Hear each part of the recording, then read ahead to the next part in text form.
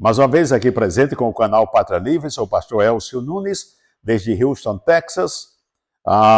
Se você gosta do nosso conteúdo, deixe um like, inscreva-se no nosso canal e também deixe o seu comentário. E se gosta bastante, repasse os nossos vídeos, os nossos conteúdos para amigos seus de sua lista nas redes sociais. Queremos só abençoar pessoas. E nesse momento vamos mais uma vez à palavra de Deus. Queremos que você seja alimentado pela santa palavra de Deus. Vamos estar em Gênesis capítulo 6. Gênesis, o primeiro livro da Bíblia, a Bíblia é composta por 66 livros, e vamos estar em Gênesis capítulo 6, que fala da corrupção da humanidade. Corrupção, hoje, uma palavra muito clara para nós, principalmente latinos, principalmente brasileiros. Todos os dias essa palavra sai aos milhares das bocas de pessoas, muitas delas revoltadas pela corrupção dos homens. E que está em mim, está em você.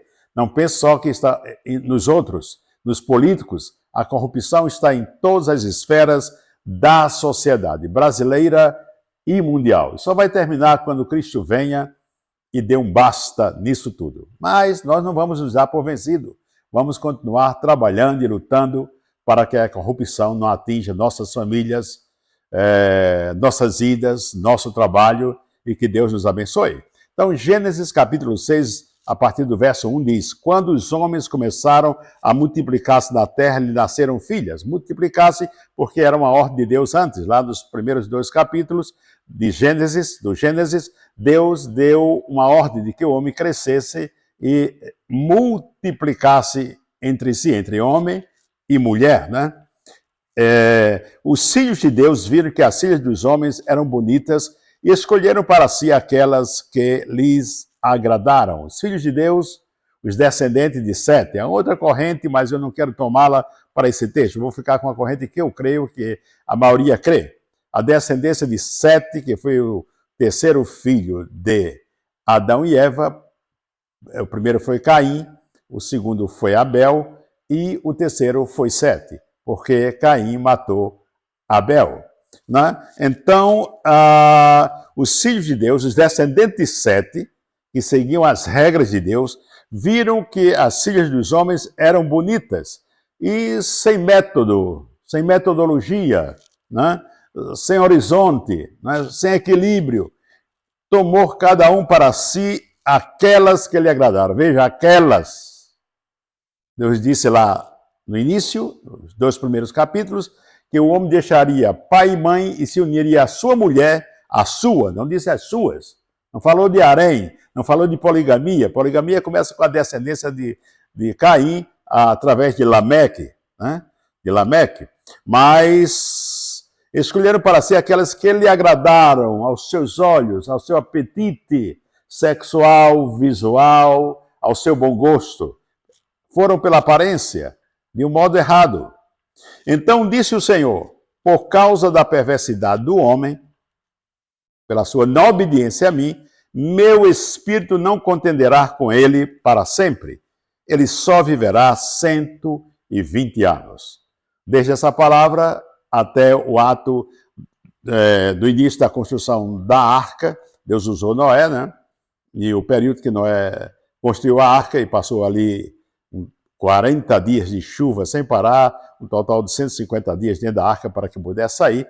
Ao total, a construção da arca demorou 120 anos. Deus teve 120 anos de misericórdia para com o povo.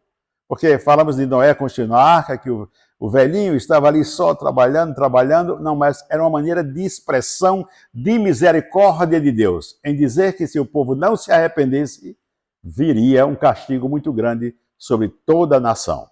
Mas, como sabemos a história, e como hoje não é diferente, as gentes daquela época não creram e continuaram desobedecendo a Deus.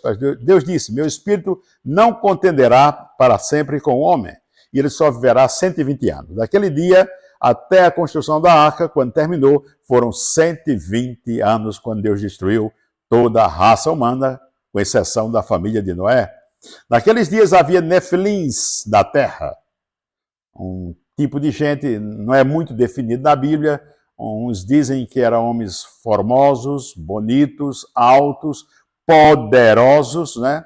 Gigantes também. Não há definição muito clara nisso, porém era uma raça, mas a maioria dos estudiosos dizem que os nefilins eram pessoas também más, apartadas de Deus.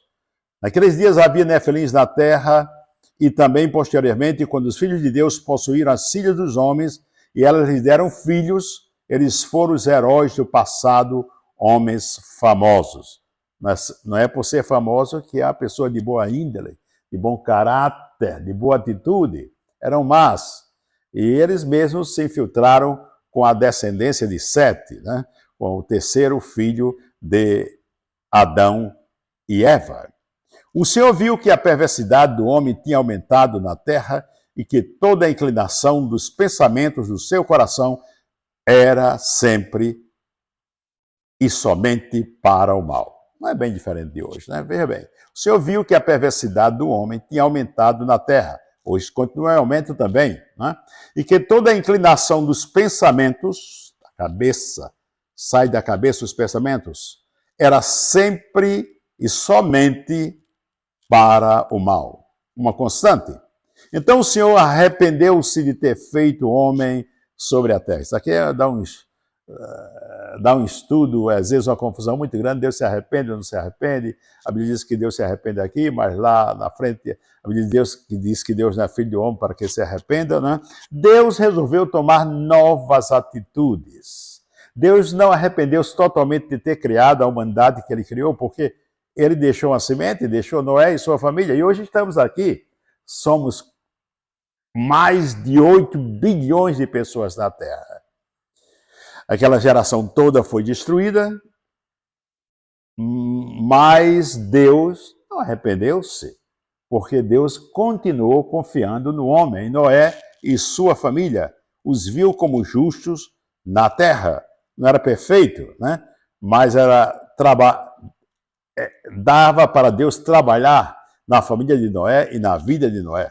E multiplicaram-se tanto que hoje temos 8 bilhões. Veja os que já morreram, que estão na cova, que já foram para a eternidade, e ainda existem 8 bilhões de pessoas na Terra. Muita gente. Então o Senhor arrependeu-se de ter feito o homem sobre a Terra. Não vamos discutir esse ponto de arrependeu-se, esse é um ponto teológico, vai tomar muito tempo, eu não vou tomar esse assunto aqui, né? E isso cortou-lhe o coração. Uma figura de linguagem, né? Uma figura de linguagem.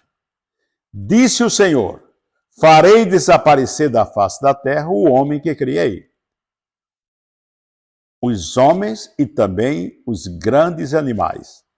E os grandes animais e os pequenos. E as aves do céu.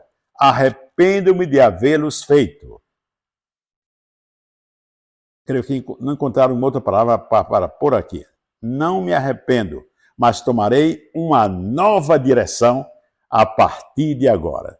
Não me arrependo de ter feito o homem nem os animais, porque hoje existem homens e existem animais. Se Deus tivesse se arrependido totalmente, hoje eu não estaria aqui falando para você, nem você me ouvindo. Não é verdade? Noé, ao patriarca Noé. Porém, o Senhor mostrou benevolência. O Senhor mostrou misericórdia para com Noé. Se não ficou nada na sua mente do texto que lemos, eu quero deixar o versículo 8 de Gênesis capítulo 6. A Noé, porém, o Senhor mostrou benevolência. O mundo que estamos vivendo não é muito diferente do mundo de Noé. Os dias que estamos a viver hoje não são diferentes dos dias de Noé. Agora eu queria que você tirasse o nome Noé e pusesse o seu nome aqui no versículo 8 do capítulo 6 do Gênesis. Eu vou pôr o meu, você põe o seu. A Élcio, porém, o Senhor mostrou benevolência. O Senhor mostrou misericórdia. A Miguel, a José, a Antônio, a todo aquele que tem o seu nome. Mostrou a Noé lá atrás, há milhares de anos atrás. Porém, mostra benevolência para comigo e para com você. Se mesmo em meio a 8 bilhões de pessoas, nós olharmos para Deus, resolvermos obedecê-lo, segundo o que nos pede, o que nos diz a sua palavra, Deus mostrará benevolência, misericórdia. Não sei a situação que você está passando nesse momento, agora. Não sei que situação. E às vezes sempre queremos culpar outras pessoas, culpar o governo, culpar o nosso gerente, né? Culpar sempre o superior, culpar um vizinho, culpar a comunidade que não é boa. Mas devemos parar e olhar para nós mesmos, para dentro de cada um de nós, e dizer: Senhor, será que se hoje, se tu olhas para mim, tu poderás olhar com olhar de benevolência, com olhar de amor?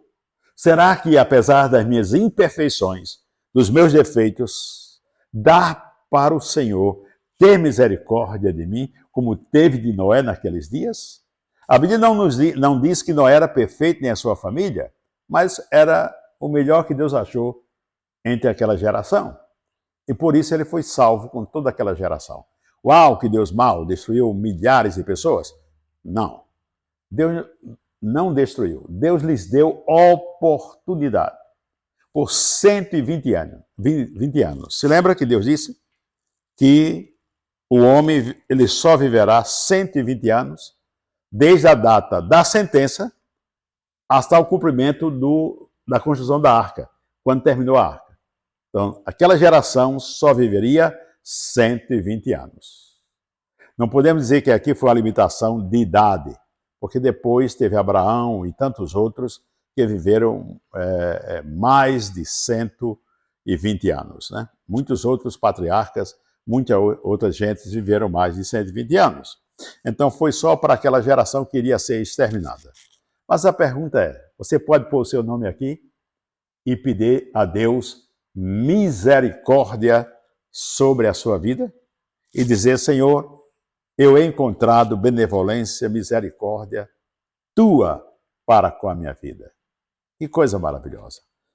E se você diz: olha, pastor Elcio, eu não sou digno de nem perguntar a Deus se eu posso ser encontrado como um homem, uma mulher, um jovem, que Deus possa ter de mim misericórdia pela minha trajetória de vida, pelo que já fiz. Mas se você agora dá um ponto final em tudo que você fez de mal, arrepende-se e pede misericórdia a Deus, você pode incluir seu nome no versículo 8 do capítulo 6 do Gênesis. E ser encontrado como alguém que encontrou, nos olhos de Deus, aos olhos de Deus, benevolência e misericórdia. Quero orar por você. Pai, toma esta vida que nos vê nesse momento, quer seja homem, mulher, jovem, criança, adolescente, qualquer parte do mundo, Senhor, toma-o em tuas mãos. A geração daquela época não é diferente de hoje. Os homens são maus, sempre foram maus. E quanto mais se distanciam de ti, seguem sendo maus. Mas, Senhor, faz com que todo que veja e escute esse vídeo se ponha no lugar de pedir misericórdia a ti, graça a ti, perdão, que possa arrepender-se. E antes que venha o juízo, porque virá o grande dia do juízo, mas às vezes vem juízos parciais sobre nossas vidas, juízos temporais, e às vezes são terríveis, e vem até acompanhado de morte, ou de paralisia do corpo e de tantas outras coisas, da mente. Senhor, toma cada família que agora nos vê e nos escuta, dá de tua graça, e sejamos encontrados como pessoas que podem merecer a tua benevolência, a tua misericórdia, o teu perdão e o teu amor. Em nome de Jesus. Amém. Mais uma vez, somos o canal Pátria Livre. Gente, põe esse canal para frente. Inscreva-se no canal. O canal é maravilhoso, traz palavras de Deus. Né? Deixe o seu like, que é muito importante. E se gostou do nosso conteúdo, repasse a outros também. Em todo o mundo de língua portuguesa e aqueles de outras nações também que entendem o português. Sou o pastor Elcio Nunes, desde Houston, Texas. Que Deus o abençoe em grande.